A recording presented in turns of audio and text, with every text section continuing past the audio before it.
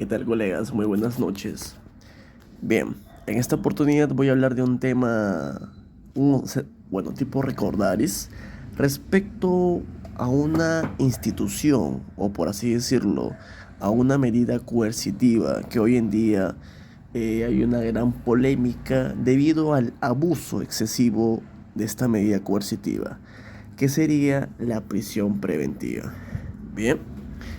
Voy a explicar algunos términos que ya ustedes saben, pero siempre es bueno recordar, bien reforzar y obviamente entrar, ¿no? Familiarizarnos con este tema que hoy en día se discute mucho. Bien, la prisión preventiva es una medida de coerción, bien personal, porque recae en una persona.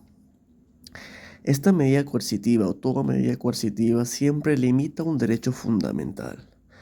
Por ejemplo, el embargo, pues el patrimonio, ¿no? O el bien en este caso. Eh, la detención, prisión preventiva, pues la libertad, ¿no?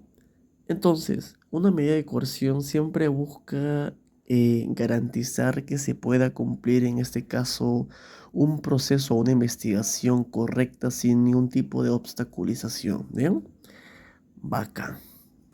Entonces, así como existe esta medida coercitiva, no a cualquier persona se le puede interponer prisión preventiva. Existen presupuestos. En el artículo 268 del Código Procesal Penal regulan los presupuestos que se debe de tomar en cuenta antes de solicitar una medida de coerción llamado prisión preventiva. En esta oportunidad estoy con un libro que me ha parecido muy interesante, bien, es del doctor Jefferson Moreno, La prolongación de la prisión preventiva. Recuerden que una vez terminado, bueno, que el fiscal ya está terminando el plazo de justamente la prisión preventiva, ve que todavía falta, ¿no? Ciertos actos de investigación para complementar y justamente solicita al juez la prolongación. Se puede prolongar la prisión preventiva efectivamente. Si el plazo en un caso simple es de, supongamos, a ver, 9 meses, se puede prorrogar 9 meses más. En un caso de delito complejo, 18 meses más. Crimen organizado, 12 meses más, ¿no? O sea, se puede prolongar, pero obviamente también tienen ciertos presupuestos, ¿no? No por el solo hecho de que el fiscal solicite, el juez lo va a aceptar o declarar procedente, ¿bien? Ok. Entonces, en la prisión preventiva existen presupuestos. Tres presupuestos regula el Código Procesal Penal. El primero es fundados y graves elementos de convicción. El segundo es la prognosis de la pena, o sea, la pena debe ser superior a 4 años. Y por último tenemos el peligro procesal, donde hoy en día acá se discute mucho, se analiza, debido a que hay dos cositas que debemos de analizar. Primeramente, el peligro de fuga y de obstaculización. ¿Bien? Ok. Fundados y graves elementos de convicción, no hay nada más que explicar debido a que el fiscal en esta oportunidad es la chamba de él, debe de recabar elementos de convicción que sean muy pero muy fuertes, ¿no? Por así decirlo con ese término, en lo cual muestre, ¿no? Una prueba tan pero tan cierta, una prueba tan fuerte en donde se puede acreditar este hecho vinculado a una persona. Hecho vinculado es un elemento de convicción, ¿no? Un elemento de convicción con justamente ese hecho. No son hechos así, son ese hecho, vincularlo con un elemento de convicción. Bien, ¿qué pasa? Yo estoy en estos momentos viendo o tengo un hecho de investigación. Digo, a Mauro se le encontró 5 kilos de marihuana a las 5 de la tarde debajo de su cama. Eso es un hecho. Pero ¿qué podemos hacer elementos de convicción? Se comprobó efectivamente que la droga era de Mauro debido a que la cámara se comprobó que un chico se apersonó a su domicilio para venderle 50 kilos de pasta básica de cocaína y él le entregó dinero, ¿no? O sea, ¿Esos son elementos de convicción? Claro que sí. ¿Son graves? Claro que sí, porque se muestra la evidencia, el rostro, todo, la imagen de Mauro. O sea, hay fundados y graves elementos de convicción. Por esa razón también se aprueba y hasta ahí vamos bien. Prognosis de la pena. Acá no hay tampoco mayor ciencia que explicar. La pena debe ser superior a los 4 años, ¿no? Por ejemplo, si un delito tiene como pena máxima 3 años, pues no se puede solicitar prisión preventiva. Si el delito tiene una pena máxima de 4 años, tampoco se puede pedir prisión preventiva.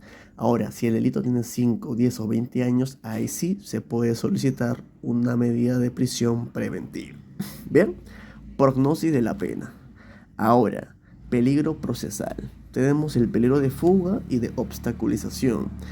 Ahora, estos tres presupuestos lo regulan en el artículo 268 del Código Procesal Penal. Asimismo, bien, la Corte Suprema, a través de una jurisprudencia hoy en día muy conocida, la Casación 626-2013 de Moquegua, la Corte Suprema dijo que se debe de tomar también dos presupuestos más para poder tomar una medida de prisión preventiva. La cuarta sería la duración de la medida y la quinta, la proporcionalidad de la medida.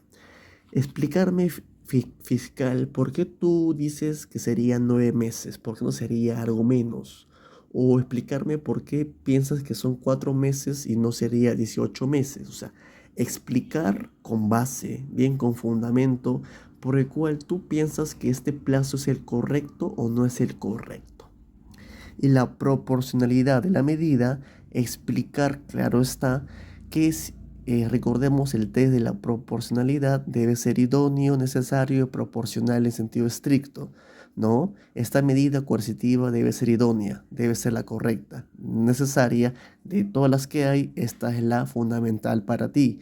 Y proporcional, que obviamente si esta medida ocasiona un problema y otras personas son las perjudicadas, pues no es proporcional, por lo cual vamos a tener que buscar otra medida en la cual se acople y sería una medida menos gravosa pero a la vez proporcional, ¿no? Justamente esta es que, a ver, vamos a ver, estás privando de la libertad a una persona, un derecho fundamental. Hay que tener en cuenta ello, ¿bien? Entonces, estas serían 5 medidas: fundados y graves elementos de convicción, prognosis de la pena, peligro procesal, duración de la medida y proporcionalidad de la medida. Bien, simple. Ahora quiero centrarme en esta figura que hoy en día me entra una disputa debido a su gran análisis, que sería el peligro de fuga. Peligro de fuga y de obstaculización. En el peligro de fuga vamos a encontrar el arraigo, la gravedad de la pena, la magnitud del daño causado, el comportamiento del imputado, la pertenencia de una organización criminal, entre otros. En el arraigo vamos a encontrar el arraigo laboral, familiar y domiciliario. ¿Qué es arraigo? Es término de que el investigado habite, o mejor dicho, viva, ¿no? Por ejemplo, arraigo laboral es esa habitualidad que el investigado tiene, ¿no?, a una posición dentro de un centro de labor, está en planilla. Vemos que efectivamente Mauro recibe 1.050 soles, 1.050 mensuales, va todos los días a trabajar, no tiene faltas. Eso es su arraigo. Ver que efectivamente sí podemos ir y solicitarles este tipo de información, o revisar o comprobar que efectivamente Mauro se encuentra en el trabajo. Un arraigo familiar, que obviamente podemos decir que se encuentra, ¿no?, en este caso con su familia, con su mujer, su esposa, no es un mujeriego. O el arraigo domiciliario, que podemos decir que no es una persona que vive en casa, que alquila el departamento todos los días, no tiene casa propia, vive en un hotel. O sea, hay que justamente revisar que esta persona no se va a escapar, no se va a ir, ¿no?, de la investigación. El peligro de obstaculización no hay nada más que decir debido a que esa es esa palabra de frustrar la investigación, ¿no? En frustrar la investigación, las diligencias, en influenciar en los testigos, en los peritos, en quemar, en destruir cualquier tipo de prueba que obviamente le perjudique al investigado. Obstruir, obstaculizar la información, obstaculizar el proceso y que obviamente esto cause un favor, ¿no? Hacia el investigado, porque obviamente sin pruebas tú no puedes decir que esta persona cometió el delito. Eso es todo, pero hoy en día se entra muy en un gran abuso porque no se toma en cuenta estas medidas, perdón, estos presupuestos que se exigen para, en este caso, tomar en cuenta o interponer una medida de prisión preventiva.